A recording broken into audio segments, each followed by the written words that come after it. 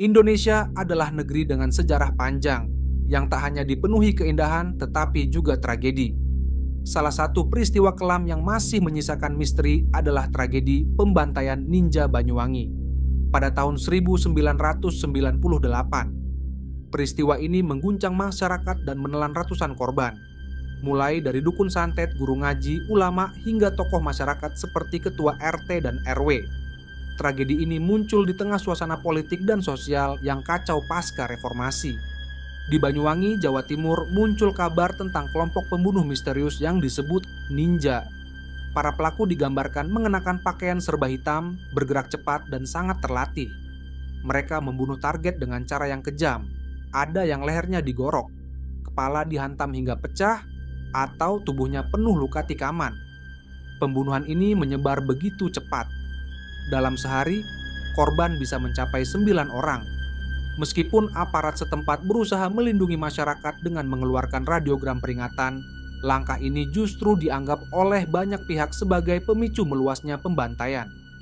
Kepercayaan masyarakat kepada pemerintah saat itu semakin goyah. Namun, di balik tragedi besar ini ada kisah pribadi yang mencerminkan betapa kompleksnya tragedi ini. Salah satunya adalah kisah seorang lelaki bernama Maman, bukan nama sebenarnya.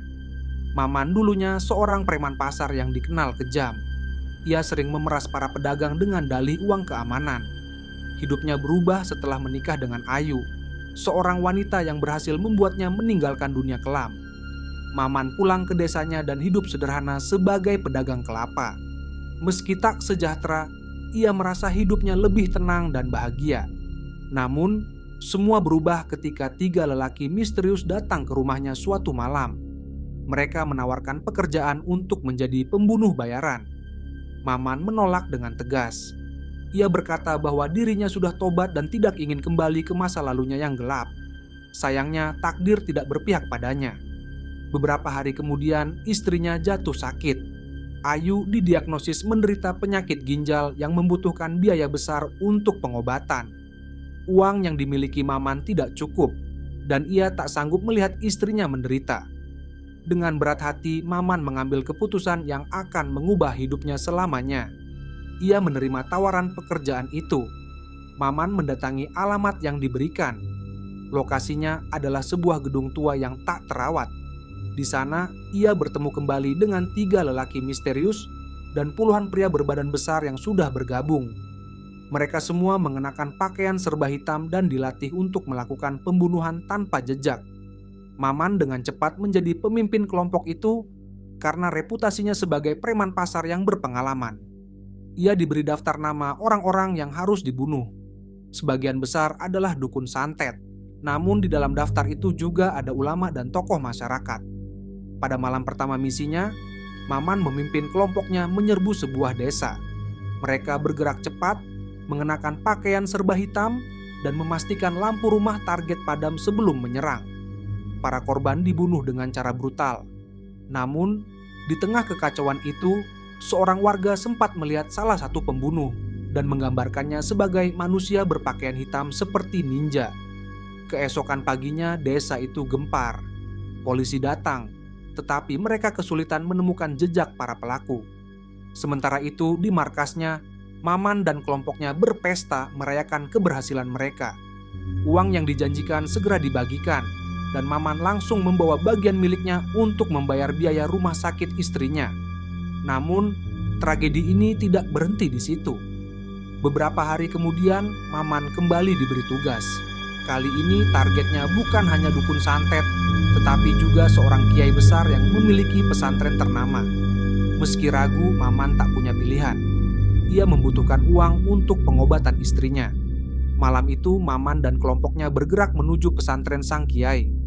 Maman menyusup ke rumah kiai melalui dapur. Dalam gelap, ia mencari kamar sang kiai. Namun, saat memasuki ruang tengah, lampu tiba-tiba menyala. Belasan santri yang sudah bersiaga mengepungnya. Maman mencoba melawan.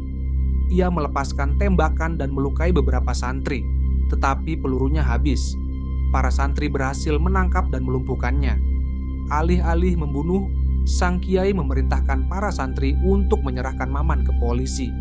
Namun, Maman tidak sempat menghadapi hukum. Dalam perjalanan ke kantor polisi, warga yang marah mencegat mobil polisi.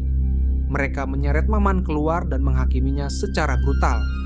Tubuh Maman dihajar hingga tak berdaya, dan akhirnya ia tewas saat sebuah batu besar menghantam kepalanya. Di rumah sakit, Ayu dan anak mereka yang masih kecil terus menunggu Maman pulang. Mereka tidak tahu bahwa Maman sudah tewas dan mayatnya dibuang ke sebuah sumur tua di tengah hutan.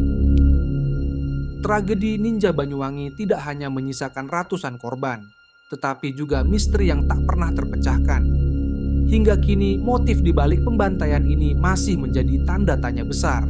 Siapa dalang sebenarnya? Apa tujuan dari semua kekejaman ini? Kisah Maman hanyalah salah satu dari banyak cerita kelam yang terjadi di balik tragedi ini. Sebuah kisah tentang pilihan hidup, pengorbanan, dan kehancuran yang membawa luka mendalam bagi keluarga yang ditinggalkan. Terima kasih telah menyimak kisah ini. Jangan lupa like, subscribe, dan nyalakan lonceng notifikasi untuk cerita-cerita menarik lainnya. Tetap sehat dan salam merinding.